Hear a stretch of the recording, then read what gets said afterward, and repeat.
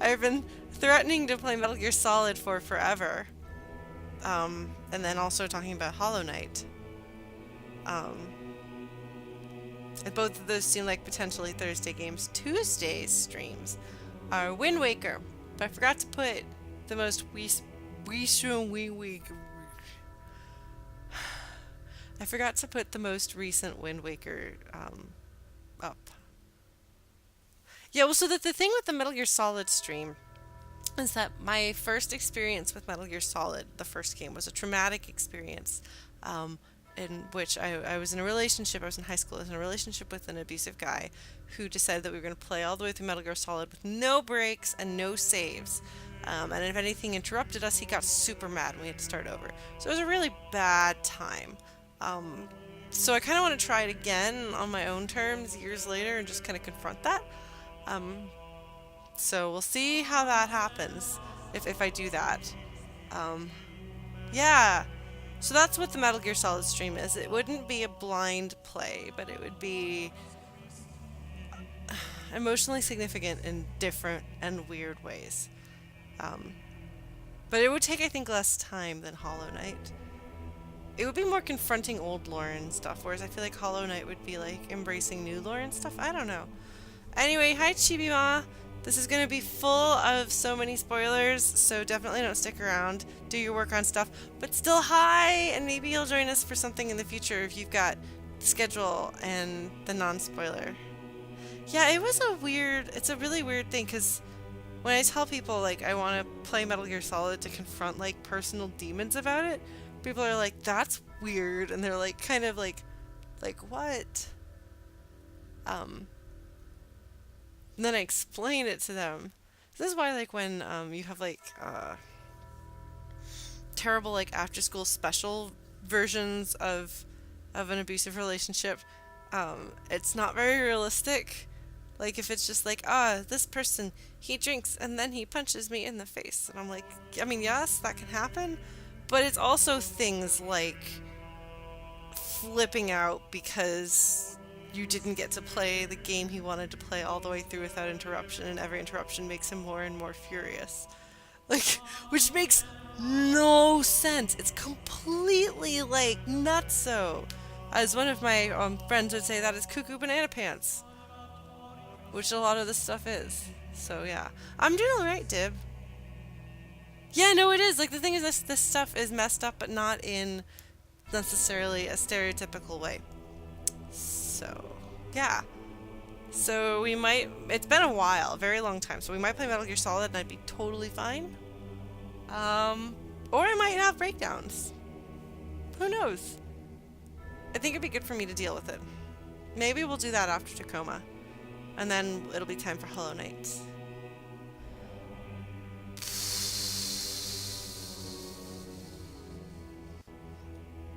I think.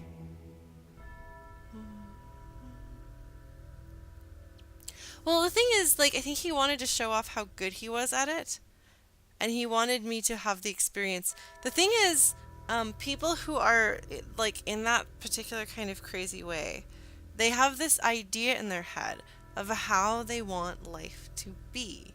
Like, they're like, this, and this is going to happen, and it's going to be like this, and it's going to be perfect. And they tend to be really unstable, shaky people who came from really unstable and shaky environments.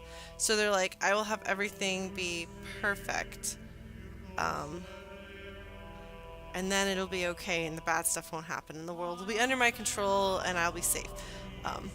So, like, they'll get mad at you for not having the perfect reaction and then get mad at you for ruining their perfect plan. It's just, it doesn't make logical sense, but it makes some sense if you think about it from the perspective of somebody who is thinking about this perfect version of things happening that means that they're in control and everything's okay.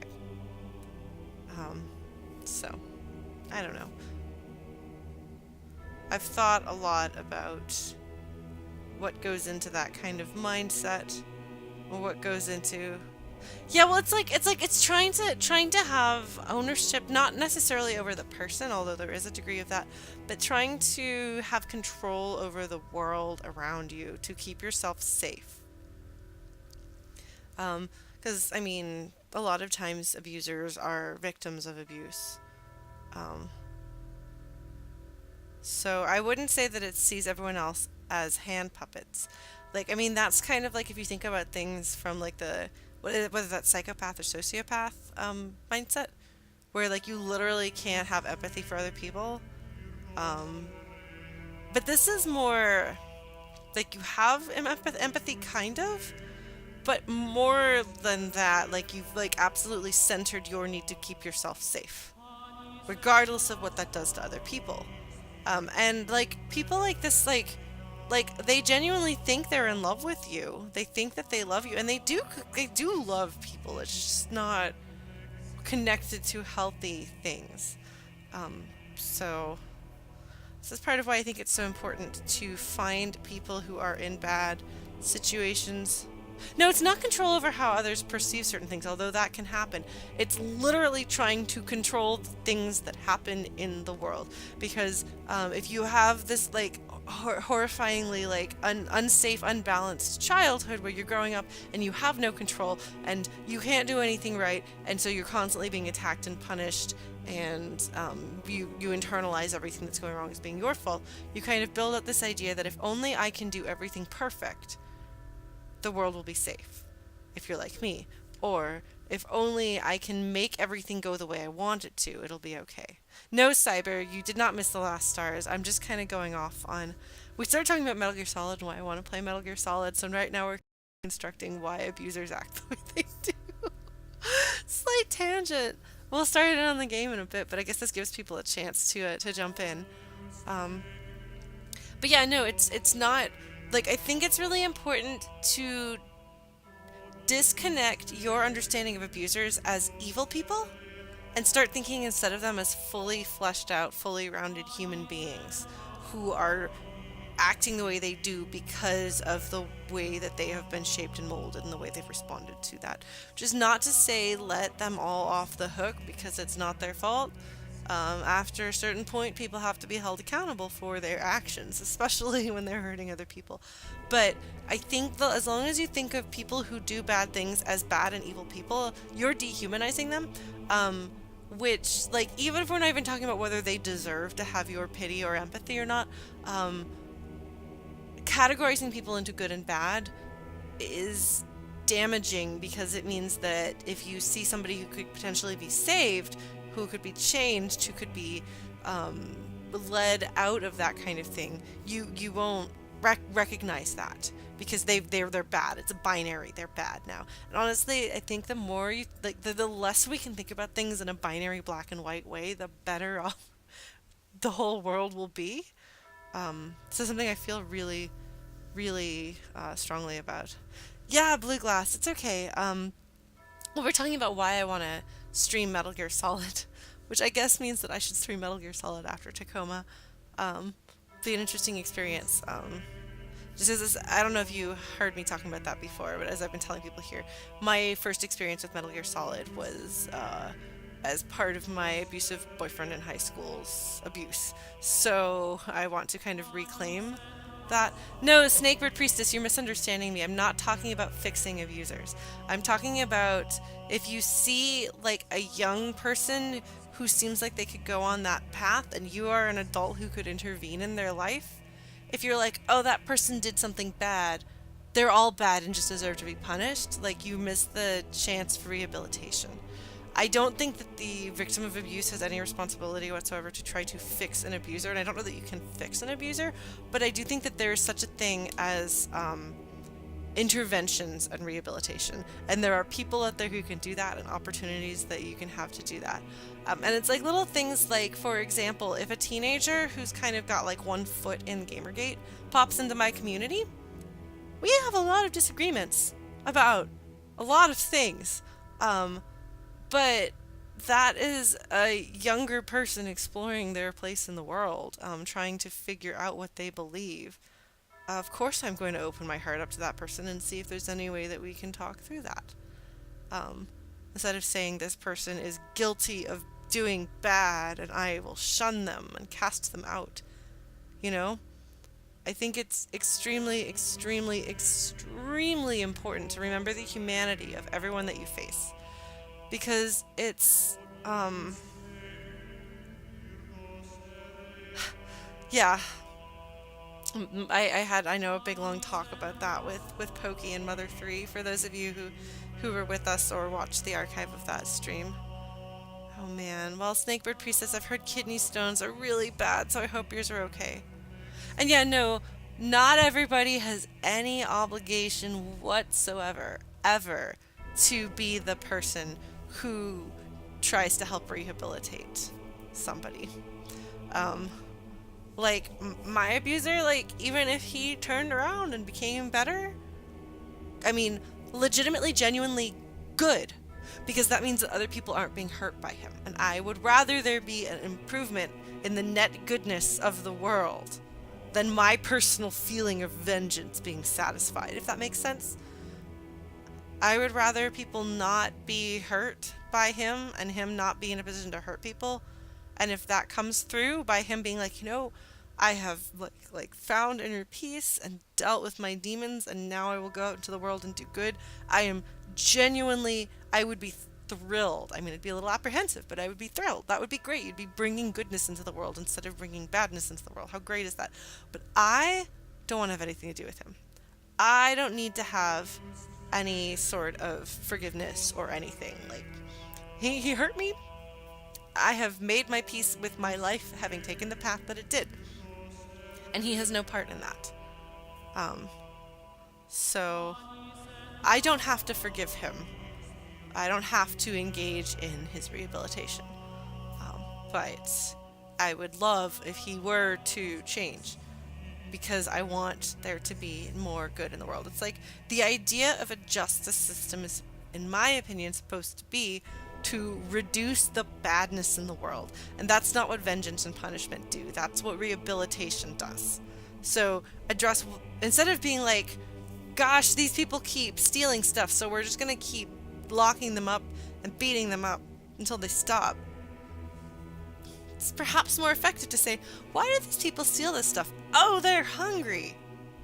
If we could find a way to address them being hungry, would they start doing good stuff instead of bad stuff? Probably.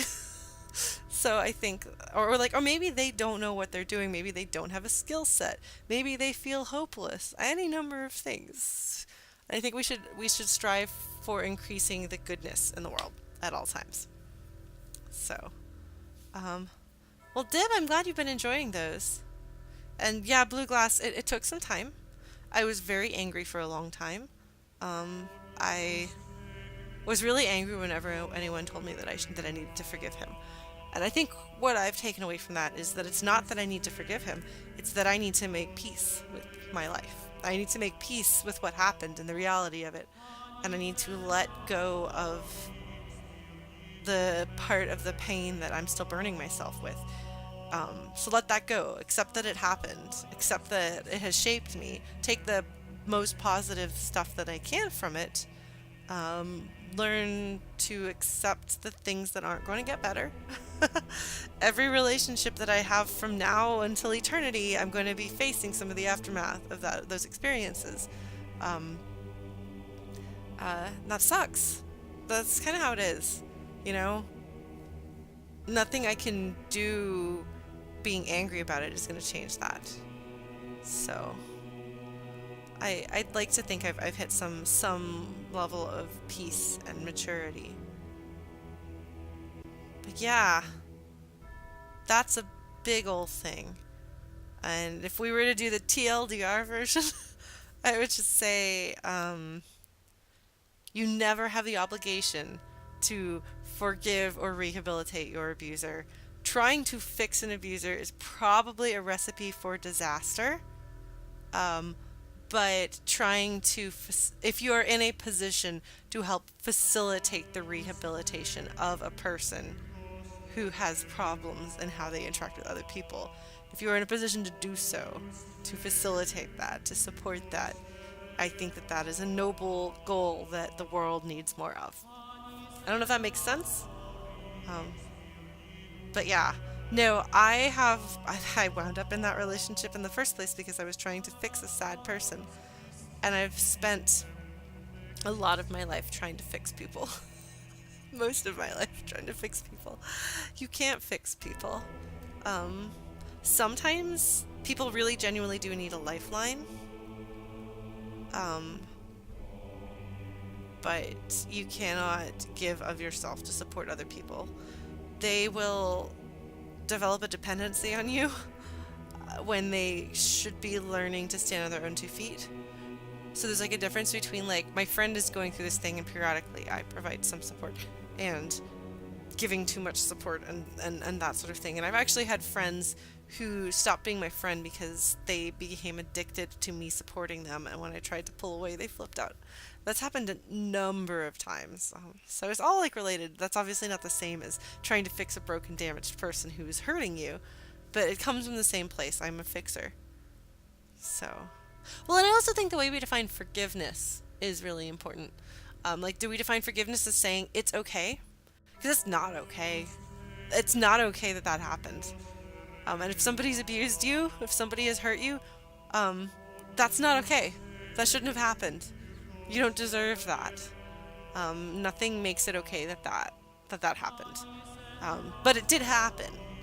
So for me, I think the concept of forgiveness as letting go, saying this happened, it wasn't fair, it hurt, I hate that it happened, but it did happen, and now what can I do? So yeah, it can really, really shape who you are as a person. I think if you can get to the point where you let it be a source of strength that you got through it, um, that's probably a good step, but I'm not really sure. Despite Facebook's insistence on marketing masters of counseling, continued education on dealing with like helping your clients, your patients through trauma and so on. To me, I don't actually have a degree in counseling. I just have a lot of thinking about this stuff. Um, No, no, Kieran, that's I mean that's relevant. We're talking about it, and apparently we're gonna play Talos Principle at some point. But right now, I think this is really important stuff to talk about. And I don't know if I'll put this on. I guess maybe I'll put this as like a separate conversation on YouTube. Um, oh no. I'm really sorry, Cyber. That is a really, really rough place to be in, and I've known other people who are in similar positions. I think one of the worst. It's like being hurt twice. First, the fact that it happened in the first place, and then the fact that you can't seek support from your community or your family about it kind of forces it to turn inwards and hurt you more. So that's really hard, and I'm sorry about that. I do think it is important to keep in mind that abusers can seem like wonderful people to the people who aren't being abused by them. Often they do.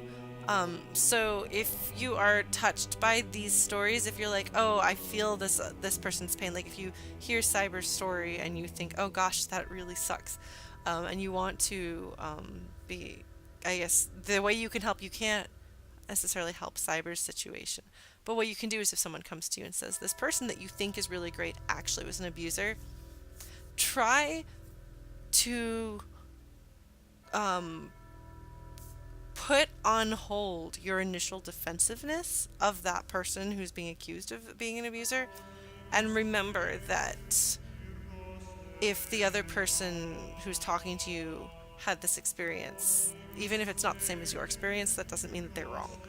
Um, so at least consider the possibility that that person is telling the truth and that their experience is valid, and that perhaps the person that who has been really good to you is not really good to everybody. So try to try to give people the chance of you believing them in these things. Um, not to go I'll Godwin here. But a lot of people who have done a lot of really awful and evil things also had, family members that they loved and did good things for.